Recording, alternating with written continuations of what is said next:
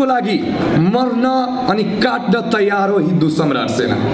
देशमा एउटा सेना छ, नेपाली सेना, अर्को सेना आइसकेछ, त्यो भनेको हाम्रो राजाको सेना, हिन्दू सम्राट सेना।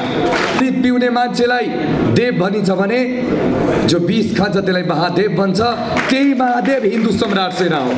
यो दिमा होस्, जनकपुरमा होस्, तपाईहरु त पहाडमा बस्नुहुन्छ, तर तराईमा दिन प्रतिदिन जेहादीकरण, क्रिश्चियनिटी बढिरहेछ। यो कसको कारणले गर्दाखेरि? यो जति भ्रष्टाचारी नेताहरू छ तिनीहरूको कारणले गर्दाखेरि।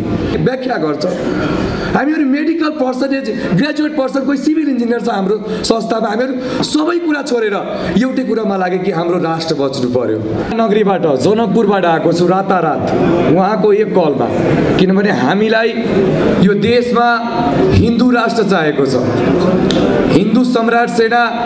हामी यस्तो सेना हो जब समुद्र मन्थन भयो त्यहाँ अमृत पिउनको लागि लाखौं जति पनि देवताहरू थियो त्यहाँ लाइनमा लागेको थियो, तर विष खानको लागि कोही पनि लाइनमा लागेन।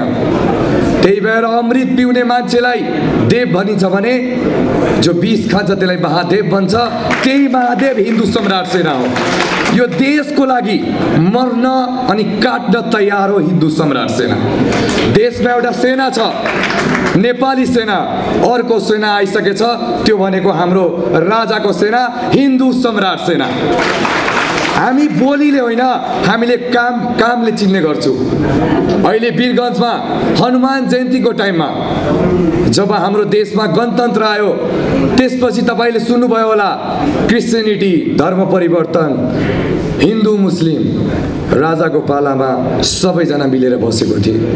तर हनुमान जयन्तीको टाइममा जुन तरिकाले आतंकवादीहरूले जुन ढुङ्गामुढा गरियो, म उनीहरूलाई चेतावनीका साथ भन्न चाहन्छु, म्यानमारमा 5 लाख मारियो भने नेपालमा एउटा पनि बाँकी रहँदैन।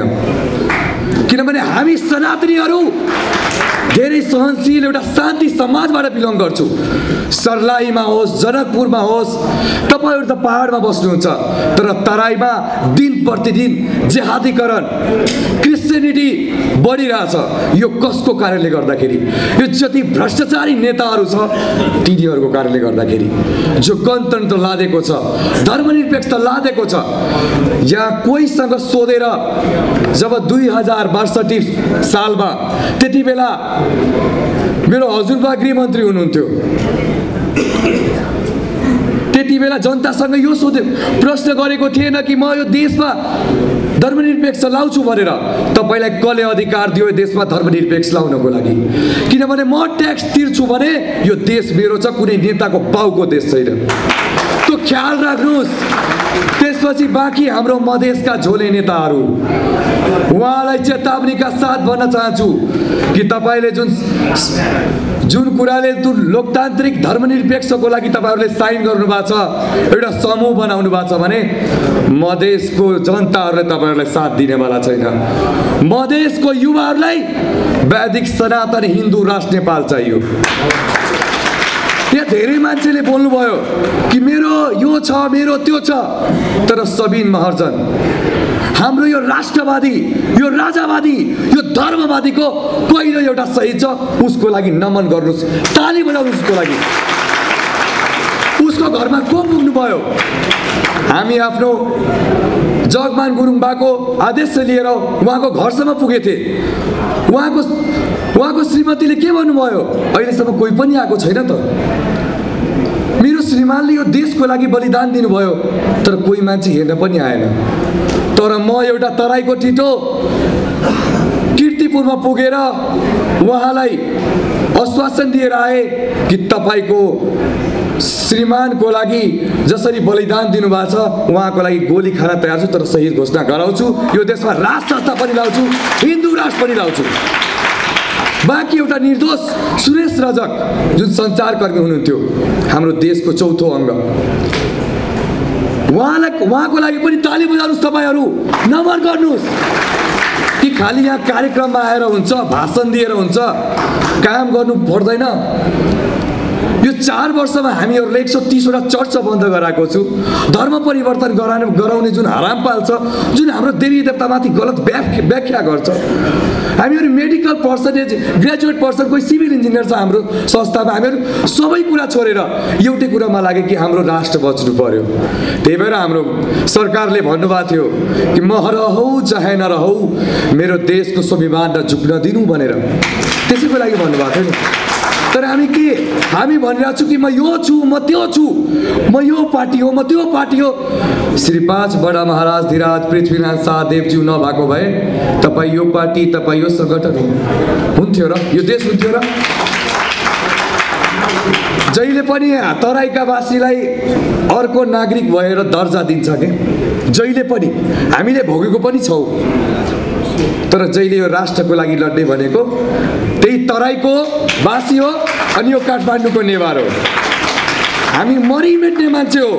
म अहिले पनि भनिरहेको छु कि हामी यो देश रोइरहेछ, नेपाल आमा रोइराख्नु भएको छ। हामीलाई तपाईको खाँचो छ, युवाहरूको खाँचो छ। तपाईहरू आउनुहोस्, हामीलाई साथ दिनुहोस्, यो देशलाई फेरि वैदिक सनातन हिन्दू राष्ट्र नेपाल बनाऊ। जसरी यो गणतान्त्रिक प्रविधिमा एउटा समानुपातिकमा मान्य भएको, पैसा दिएर मान्य बन्ने, अनि हाम्रो 15 गतेको जन कमान्डर उहाँ एउटा वीर सपुत, एउटा वीर शेर हुनुहुन्छ दुर्गा प्रसादज्यू। उहाँलाई भन्ने कि गोली हानिदिन्छु भनेर कसैको बाउको त्यस्तो औकात छैन कि हाम्रो जन कमान्डरलाई कसैले गोली हानिदिन्छ भने। दुर्गा प्रसादज्यू जस्तो लाखौँ युवा छ गोली खानको लागि। समानुपातिकमा मान्य बन्ने, जनताको दुःख नबुझ्ने, अनि गएर पतर बोल्ने। म पनि त्यही तराईवासी हो। त्यो मान्यको नाम पनि म लिन चाहँदैन, किनभने त्यो मान्यको मेरो अगाडि केही औकातै छैन। किनभने म 26 वर्षकै ठुलो आफ्नो धर्मको लागि उहाँले भन्नुभयो म आफ्नो धनदेखि लिएर आफ्नो पुरै सम्मान पनि बेच्न तयार छु यो देश बचाउनको लागि।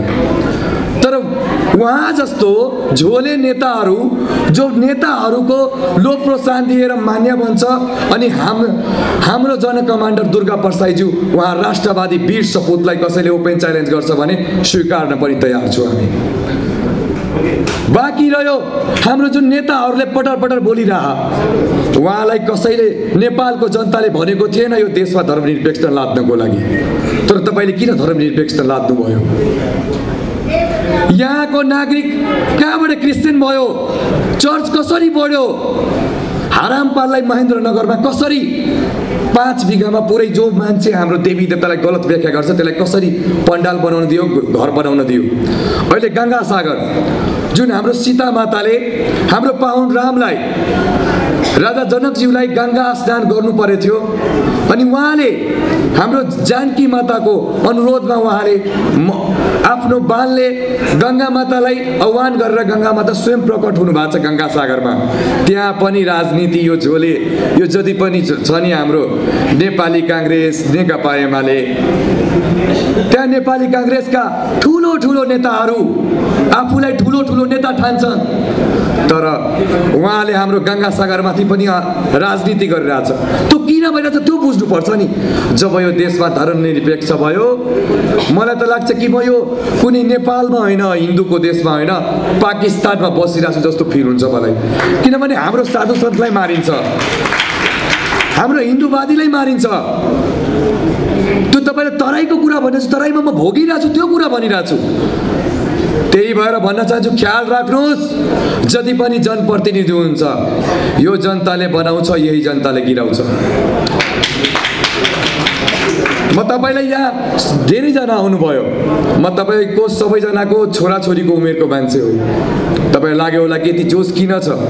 मेरोमा भुक छ कि यो देश बनोस्, मेरो देशमा पनि आत्मनिर्भर होस्, म पनि आफ्नो देशको लुगा लगाउनु परोस्, म पनि मेरो देशको मेड इन नेपाल त्यो गाडीहरू कुदाउनु परोस्, यो होइन कि अरू देशको गाडी कुदाउनु परोस् भनेर। म त्यो युवा हो के। भलै मेरो बोर्डर साइडमा घर छ, बोर्डरको संरक्षण गरिरहेको छु म, तर हामी त्यो सोच्नुपर्छ के देश हितको लागि सोच्नुपर्छ।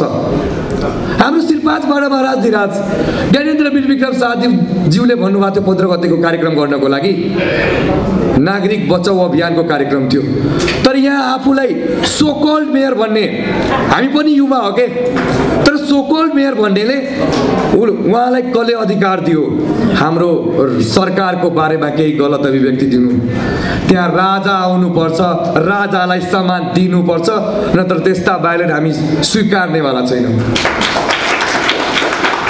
अनि म यति भन्दै म हजुरबाट अब धेरै त बोल्दिनँ, म यति भन्न चाहन्छु हजुरहरूलाई कि आउनुहोस् हामी सबैजना मिलेर यो देशलाई हाम्रो वीरेन्द्र सरकारज्यूले जसरी शान्ति देश बनाउनु भएको थियो त्यही शान्ति देश बनाऊ, वैदिक सनातन हिन्दू राष्ट्र बनाऊ अनि राज संस्था पुनः स्थापना गरौँ।